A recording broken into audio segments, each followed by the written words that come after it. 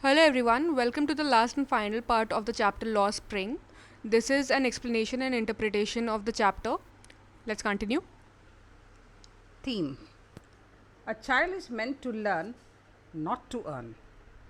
Now, there are two major themes in this again. The first one is child labor and exploitation.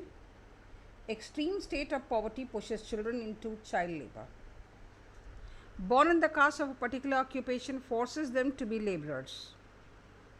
Poverty is a stigma that is mostly the genesis of all evils.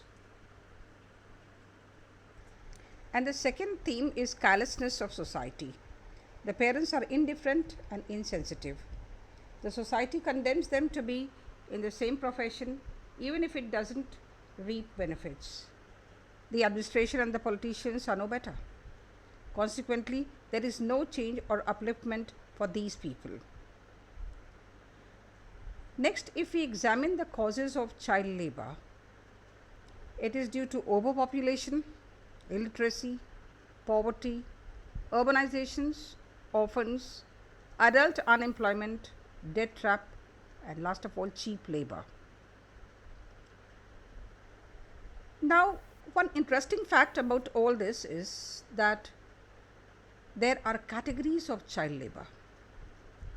Child labor, street children, bonded children, working children, children used for sexual exploitation, migrant children, and children engaged in household activities.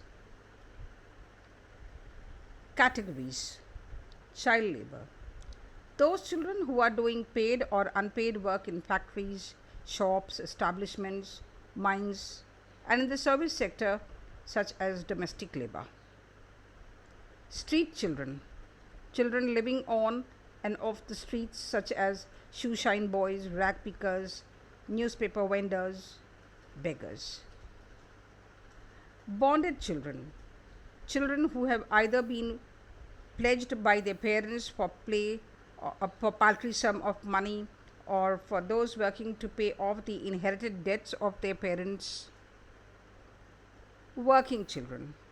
Children who are working as a part of family labor in agriculture or in home based occupation, as we saw in the case of bangle making. Children used for sexual exploitation. Many thousands of young girls and boys serve the sexual appetites of men from all social and economic backgrounds. Direct links between the commercial sexual exploitation of children and other forms of exploitative child labor are numerous. Migrant children. India faces a huge challenge with distressed seasonal migration. I am here referring to the boy Sahib Alam, who is a migrant. At work sites, migrant children are inevitably put to work. All evidence indicates that migration are large and growing. The number of children below 14 years of age thus get affected. Children engaged in household activities. We really tend to overlook this part. But let me tell you, apart from children who are employed for wages, either bonded or otherwise as domestic help, there are a large number of children, especially girls, who are working in their own houses, engaged in what is not normally seen as economic activities. These children are engaged in taking care of the younger siblings, cooking, cleaning, and other such household activities. The children of the laborers who are working at the construction site. Further, if such children are not sent to school, they will eventually join the labor force as the one of the above categories of child labor. One may ask, what is the solution? Broadly speaking, the solution lies at three ends. The first one primarily is the parent who pushes the child. It may be poverty, it may be debt, it may be any such thing, but parent is somewhere responsible. The second one is the employer who gets a cheap labor, easily available, and of course, exploitation.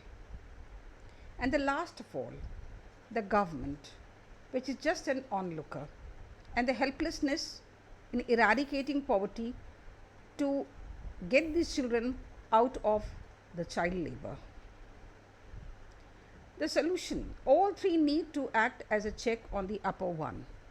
Parents need to be vigilant enough to be able to understand the implications of child labor, since it is mostly the poor children of rural background who are the soft targets.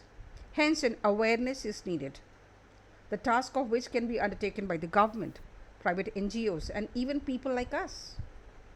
The employers need to respect human rights and sensitize themselves towards the cause. They need to act as an example to others. The government can act as a watchdog for the employers and the serious offenders in the case of parents. Along with the above, social issues such as poverty, unemployment, and illiteracy need to be eradicated from the society. The future of India are our children. If they are not safe, healthy, and educated, our future remains to be dark without hope. Thank you. That will be all for this series. Hope you have understood the series.